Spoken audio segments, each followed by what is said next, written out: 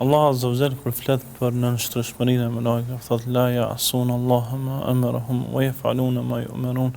Asesi asnjëherë nuk ndodh ato me kundërshtu Allahun, po krejt çka Allah i urdhnon ato e veprojnë, melekët e veprojnë.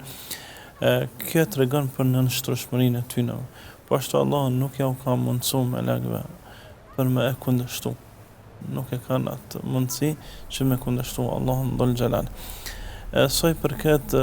njerit I cili ka që I dopt, ka që I vogël, merr guxim me kundërshtu Allahun,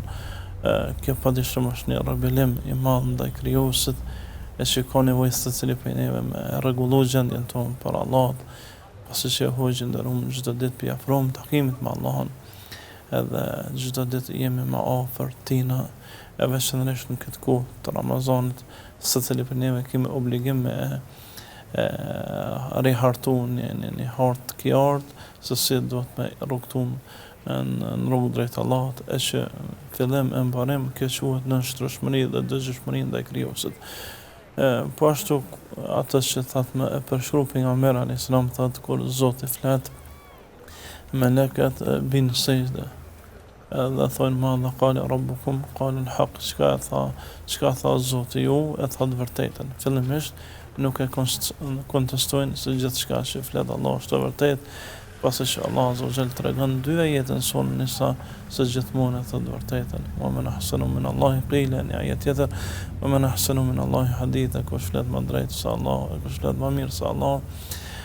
Po ashtu pejgamberi sallallahu alaihi wasallam tregon se Allahu ka melek, që prej se I ka kriju Allahu ato janë duke u fal, e prej se I ka kriju janë ruku, e prej se I ka kriju janë sejdë, e kur ndodh kiameti, ajo që është në sejdë ngrit kokën dhe thot ma abadtu haqqal ibad, nuk të kom adhuru Zot ashtu që ti e meriton, me gjithë këtë adhurim ditë e natë, në sejdë, me mira, vjet ose miliona vjet që qëndrojnë në sejdë, thonë s'të kem adhuru, e çka me thonë një rob që jeton 60 vjet, 50 vjet, gjysmën e ka gjume, gjysmën e ka punën ngarkesë, sa I mejt me adhuru, edhe që të pak 2-3 vjet adhurim, edhe ato mi neglizhu, padyshim se është nënçmim I madh ndaj krijuesit, për buzën ndaj ullnit dhe ndaj madhështisë tina.